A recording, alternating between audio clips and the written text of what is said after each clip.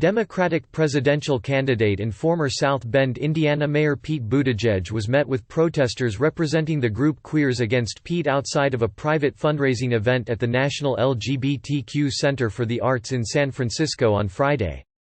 Inside the building, two activists attempted to disrupt the fundraiser after Buttigieg was asked about his husband, Chasen, by a member of the audience.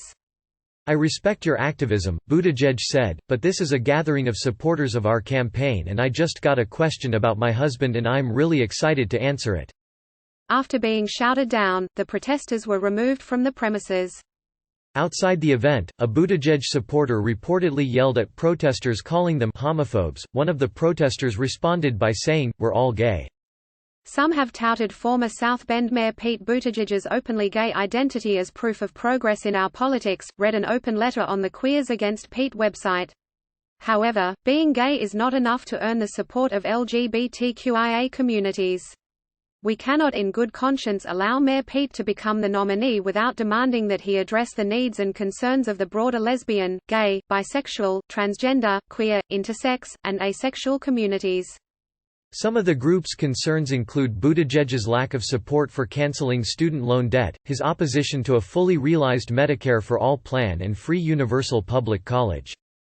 Newsweek reached out to Buttigieg's campaign for comment but did not receive a response in time for publication.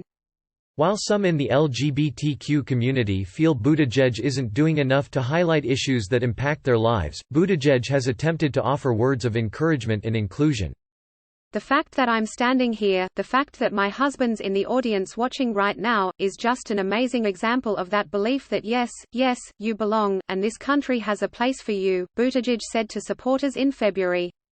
Buttigieg's electability status was connected to his sexuality Wednesday by conservative radio host Rush Limbaugh, who told his radio audience that America's still not ready to elect a gay guy kissing his husband on the debate stage president.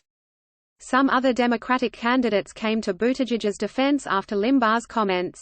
"These homophobic attacks against Pete Buttigieg are hateful and offensive," tweeted Massachusetts Senator Elizabeth Warren. "We will not tolerate this in the Democratic presidential race, and we will fight together against the hate and bigotry that Donald Trump promotes and rewards."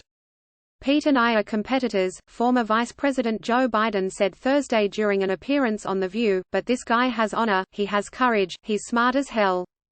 Buttigieg claimed a narrow victory in the Iowa caucuses, defeating Vermont Senator Bernie Sanders by 1/10 of a percentage point. After the failure of a vote reporting app which delayed final tabulations for days, those results were contested by both candidates who asked for a recanvass of certain Iowa precincts. Those results are expected to be announced within the next week.